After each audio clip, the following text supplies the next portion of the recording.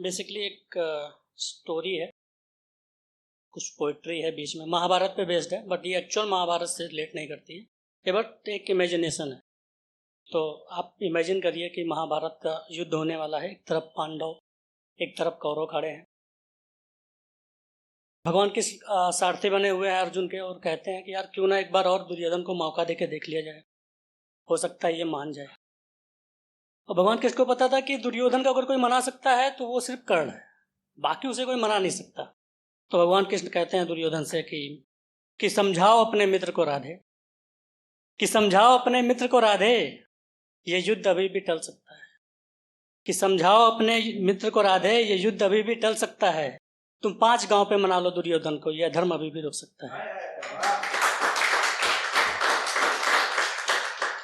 सामने कर्ण खड़ा था, उसके बगल में दुर्योधन खड़ा था।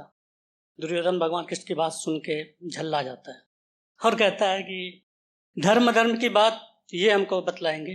कहता है कि धर्म की बात ये हमको बतलाएंगे, पत्नी को जुए में हारे मुझको धर्म सिखाएंगे।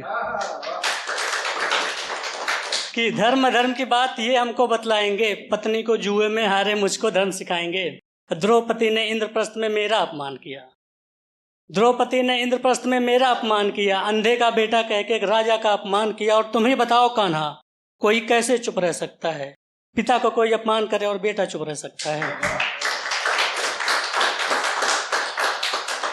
भगवान कृष्ण उसकी बात सुनते हैं और मुस्कुराते हैं, तो कहते हैं यार धर्म की बात तुम मत करो यार, तुम्हारा तो पूरा जीवन कट रहा है धर्म करते करते, और तुम मुझे धर्म सिखा रहे हो। भगवान कृष्ण इशारों में कर्ण से कहते हैं कि भाई कुछ बोलो, तुम्हारा मित्र है। तो कर्ण कहता है कि ये हठी है कान्हा, ये हठी है कान्हा, अपना हट नहीं छोड़ेगा। ये हठी है कान्हा, अपना हट नहीं छोड़ेगा। जब ठान लिया दुर्योधन ने, युद्ध करके ही छोड़ेगा, और बिना युद्ध के एक तिनका ना देगा। योद्धा है ये कान्हा, प्राण त्याग देगा पर अपना धर्म नहीं छोड़ेगा।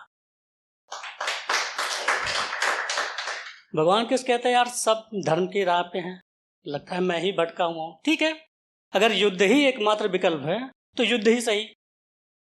तो दुर्योधन के बगल में शकुनी, मामा शकुनी खड़े रहते हैं। तो भगवान कृष्ण को देख के कहते हैं कि योद्धाओं के युद्ध में ये कैसा मोड़ आया है, कि योद्धाओं के युद्ध में ये कैसा मोड़ आया है, खुद को बचाने के लिए कृष्ण को ले आया है। ध्वज पे जिसके विराजमान खुद हनुमान हो, कोई इससे क्या जीतेगा जिसके पक्ष में भगवान हो। शकुनी की बात सुन के दुर्योधन थोड़ा विचलित हो जाता है। कर्ण बगल में अपने मित्र को विचलित देख के कहता है कि तू धैर्य रख दुर्योधन, यहां कोई न टिक पाए। तू धैर्य रख दुर्योधन, यहां कोई न टिक पाएगा, जब तक हूं जीवित में तुझे कोई छू भी ना पाए। तू धैर्य रख दुर्योधन, यहां कोई न टिक पाएगा, जब तक हूं जीवित में तुझे कोई छू भी ना पाएगा। और है अगर अधर्म ये, तो अधर्म मैं करूंगा, तेरी मित्रता के लिए भगवान से भी लड़ूंगा। सामने अर्जुन कर्ण की बात सुन के कहता है कि तीनों लोग विजेता जो हो, सारथी जिसके भगवान हो। कि तीनों लोग विजेता जो हो, सारथी जिसके भगवान हो, सूतपुत्र क्या कर लेगा जब सात त्रेता के राम हो। और ऐसा युद्ध करूंगा सारा अहंकार टूट जाएगा, अर्जुन से बड़ा धनुर्धर होने का तुम्हारा घमंड टूट जाएगा। इतना सुनते ही कर्ण अपना विजय धनुष उठाता है और बाणों की वर्षा कर देता है अर्जुन पे। उसके बाणों के प्रहार से अर्जुन का रथ 2 कदम पीछे खिसक जाता है। भगवान कृष्ण फिर भी मुस्कुराते हैं, वो मुस्कुराते हुए कहते हैं कि ठहर जाओ अर्जुन, कि ठहर जाओ अर्जुन, यशु का विकराल रूप है।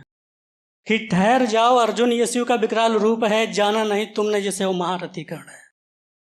ठहर जाओ अर्जुन, यशु का विकराल रूप है, जाना नहीं तुमने जिसे वो महारथी कर्ण है। दान में दिया जिसने अपना कवच कुंडल है, श्राप से ग्रसित जिसका पूरा जीवन है। हे अर्जुन याद रहे ये महादानी कर्ण है, और नहीं कोई इसके जैसा ना कोई बन पाएगा, जाना जिसने कर्ण को कर्ण कर्ण गाएगा। फिर भगवान कहते हैं कि कर्ण से कहते हैं भगवान कृष्ण की तुम अधर्मी नहीं हो कर्ण, तुमने अधर्म का साथ दिया है।